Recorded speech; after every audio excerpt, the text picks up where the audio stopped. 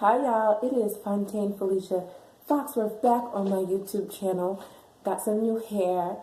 One thing I must know about me is I love big hair, even though I'm skinny. Love it. The title of this video is called Aloneness and Isolation That Awakened People Experience. Something like that. I haven't named it, but that's the gist of what this video is about. And I know it's ironic because it's right after Christmas and, still in the holiday season. But I gotta talk about aloneness when it comes to the awakened collective. But first, I do have a few announcements.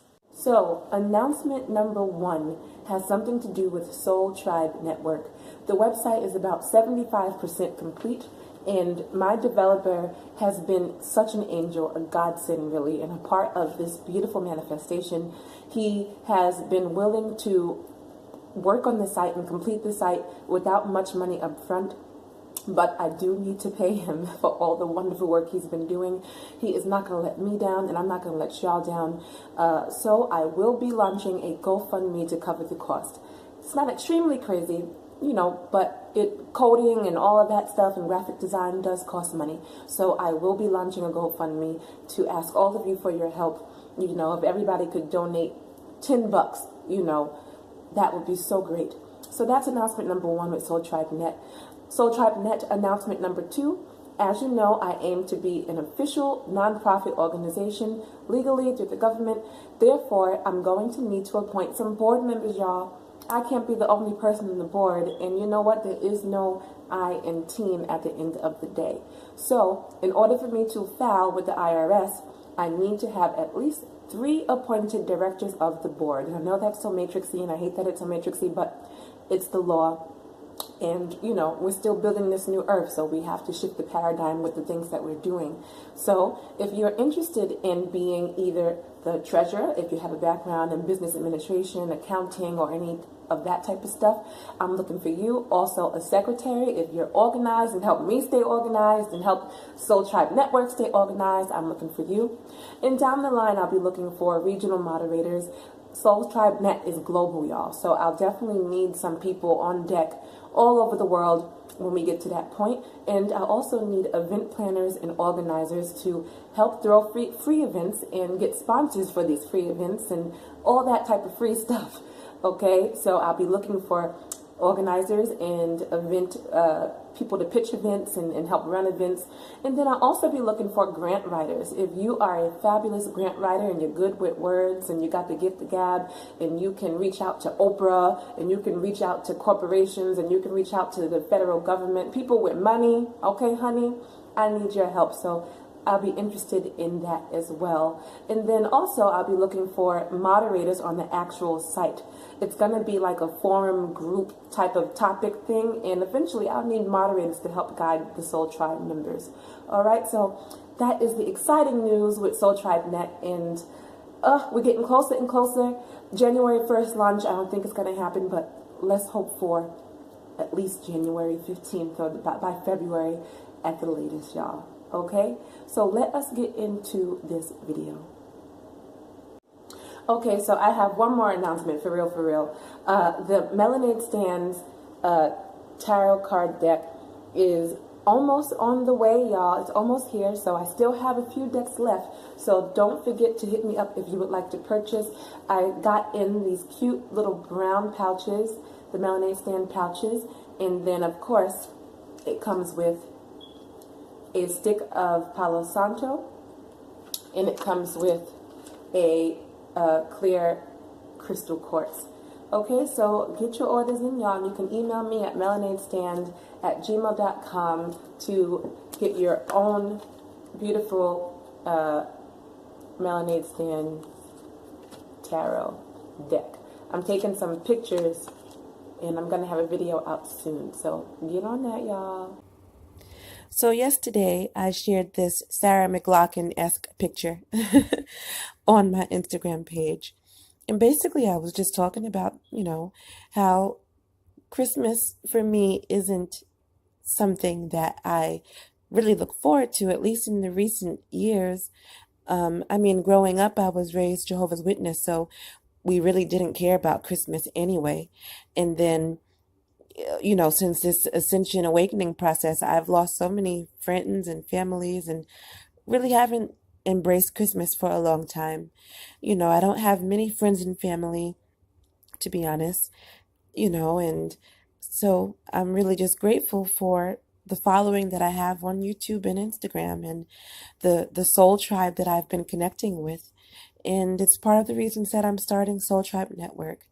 So I just posted some of my truth, and then I realized that aloneness is something that so many of us experience, and that is what this video is about. I also have to share this heartfelt, transparent post from Elma Awakening, one of my subscribers on YouTube and followers on Instagram. Hey, Elma. And this is what she wrote. Christmas the past few years have been dark, like really, really dark. I have been without a home of my own for 2.5 years now. All of my belongings, besides my daily needs, have been in storage for 2.5 years. My children had to go live with their dad when I lost my home, and he subsequently took me to court to remove them from me legally. This is all based on money, or the lack thereof, in his narcissism. Every Christmas since then, I mourned the life I used to know. I mourned the traditions that I cannot uphold due to living in other people's homes. I mourn the fact that I cannot give my children the Christmas they expect and deserve. Last year, their gifts were donated by the Salvation Army. This year, I was able to afford a few of the items on their wish list. But the holiday still got to me. The lack of stability for all of us is sometimes too much to bear. This is a very common theme with those going through an awakening. We lose things in this earthly realm. It is death after death, yet apparently we're supposed to be the pillars of light, the star seeds, the light workers, the ones anchoring in the new earth. But we are the ones who face death after death, lack after lack, loss after loss. This year I lost it. The tiny bit of hope I have to hang on to, gone. The realization of a world that is inverted, traditions made on opposite beliefs, the lies, all the lies we are told and believe. This world is so dark, and I'm so tired. Tired of all the work I do in an awake state and also while asleep. All of this done alone, always alone. People drop away so fast when they do not vibrate on the level I do. I see things. I see too much. I see you. Most of the time, I do not like what I see. A bunch of robotic human suits spouting lies they have been taught to believe as truths. The manipulation is too heavy. So I reached out to Elma and asked if I could share her story because I felt that, okay? I felt that in my chest. And I'm so happy that she has such a great sense of humor because the last photograph on this post is everything. Okay, so wait for it. Wait for it. I was cracking up. This had me laughing out loud, and I definitely needed that laugh. So thank you, Alma. I have definitely felt like this when it came to Christmas plenty of times. So I'm pretty sure that you can relate to my story and you can relate to Elma's story. You know, it's like we live our individual lives and we have our individual experiences. You know, some of us have kids, some of us don't, some of us, all different types of situations we find ourselves in. But it is so crazy and uncanny sometimes that we can literally utter the same experiences word for word when it comes to this collective awakening process. You know, it just takes so much of a toll. And of course, that's why we find ourselves in voids periodically and just places of just not knowing what the hell to do, you know. And it's crazy that we, from the minute we wake up, soon after we're unable to work our jobs, we're unable to run in our same circles, deal with the same people. If you are awakened, it's likely that you're empathic, so you're used to people lying on you, betraying you, projecting on you, latching on you, lashing on you, all of it. And it's almost like the twilight zone. Trust me, I understand. And it's almost an experience that only people who are waking up can really relate to. The rest of the world just don't get it, you know. The first part of it is learning to unlearn our own toxic, behaviors and patterns and things like that. But when you get to a certain point and you get as close as you can get to embodying Christ consciousness, you become such a better person. And still, people try some shit, and listen, I know.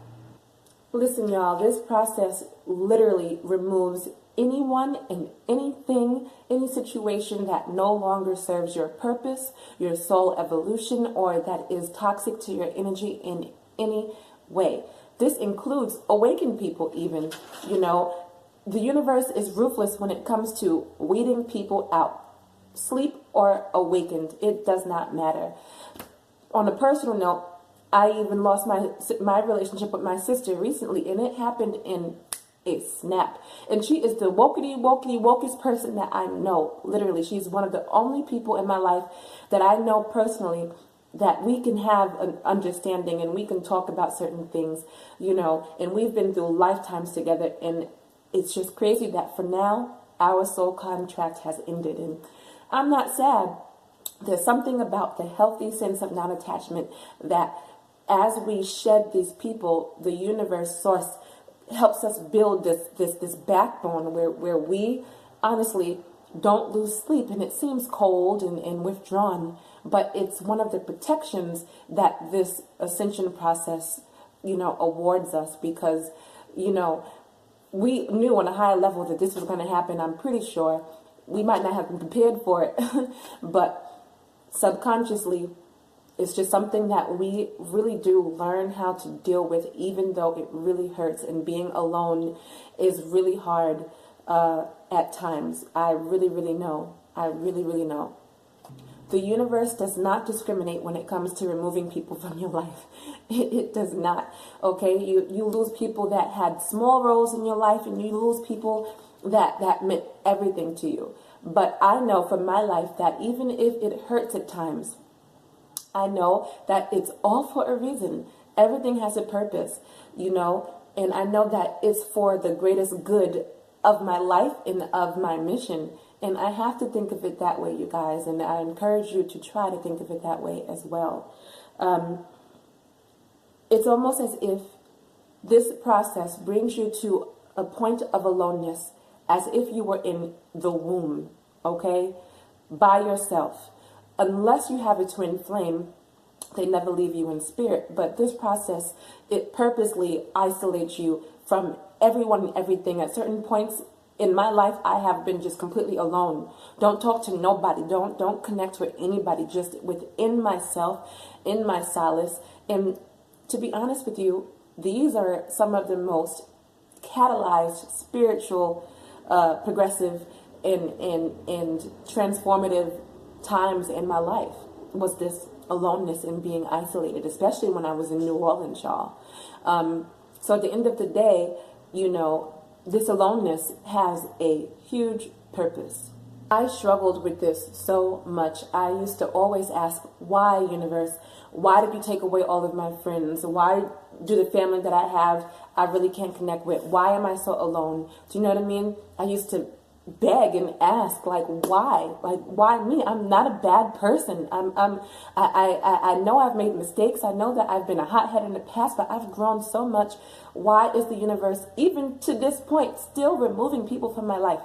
It's so crazy, and on one level, I know that we can see so much. Like Elma said, we can see right through people. And when you can see right through people, especially if you have an extra gift of that, just like knowingness and clairvoyance, it makes people uncomfortable. It really does. And there's nothing you can do to cut it off, because you just know. So understand that it's all divine, even though it sucks. I don't question no more. I do not question anymore. I surrender to the flow. If somebody got to go, somebody got to go. And that is just what it is. You know what I mean? So I don't question the flow. I know that it all is in the betterment of myself, and I just surrender to it. I just go with it. Whoever is being removed, if it's meant for them to come back, they're going to be back. They're going to be back. The best advice I could give to you is to learn to be alone. I'm here in Atlanta. I've been in my house, for the last 2 weeks. but not once have I felt lonely. I'm getting a lot of work done behind the scenes. So learn to be alone. Learn to enjoy the essence of your own soul. I'd be in here dancing. I'd be in here, reading. I'd be in here doing whatever I want to do, enjoying the fact that I have a spacious roof over my head. So at the end of the day, I have realized that there's a difference between being alone and being lonely. Loneliness and aloneness. Okay? Being lonely is basically a void in which we're disconnected from our spirit, our life force, our imagination, our inner child. And aloneness literally is learning to love the essence of being by yourself, the essence of what makes your soul beautiful, learning unconditional love and unconditional love for self. Basically, there's no other way around it. So I have mastered the art of being alone, being comfortable in my own skin, not needing anything externally or outside of me to validate my happiness, my peace, my joy. Aloneness is about finding divine joy and happiness from within. It truly, truly is. If I was on a stranded island, it would take me much longer than the average person to go crazy. It really would, y'all, because I'm in love with myself. I sure am. And obviously that's, a metaphor, but think of it that way. Fall in love with yourself. Mastering aloneness basically means that no matter where you are, who you're with, what you're doing, that you are never alone. You are always full of unconditional love, and you are always connected in universal oneness. There is no disconnection. There's no illusion of separation. So understand that you are part of all that is, and that will help you master the art of aloneness in this journey, because it's crucial. It's something that we need in our arsenal at certain points in this journey. It truly, truly is. And listen, y'all. If you are at the point of your blooming phase, okay, if you are at the point of your blooming into 5D, listen, the universe is about to bless your efforts. Source, God, the universe is about to bless your efforts for being on this journey, because we are some of the toughest people out there, okay? We're tough, and we're resilient, and we're strong, and we're loving, and we're filled with purpose and mission, okay? So the universe is about to bless you. Okay, it's about to bless me. It's already blessing me. I'm already feeling it. All right. If you tap into that creator consciousness, that Christ consciousness, embodiment of source full time, everything you ever wanted is going to come right to you. Get ready for all of your dreams coming true. Get ready for whatever was taken away from you. Money, abundance, housing, love, relationships, people. Get ready for it to return to you tenfold, y'all. This is the time. The time is now. I am telling you guys. So you will be blessed with family and friends and Soul Tribe and Soul Tribe Network, y'all. This is part of the reason that I'm doing this, is to help connect this light grid, to join us all together so that we don't feel as alone as we have been. Forcing a new paradigm in, y'all. Raising the frequency of humanity. And I don't want nobody on this mission to ever, ever, ever feel alone ever again. My hope is that Soul Tribe Network will connect this ever-growing light grid and provide a shoulder to lean on, provide someone to talk to, provide someone who understands you, all at the touch of your fingertips, y'all. Okay, that is my hope. Thank you so much for watching, and I will see y'all soon.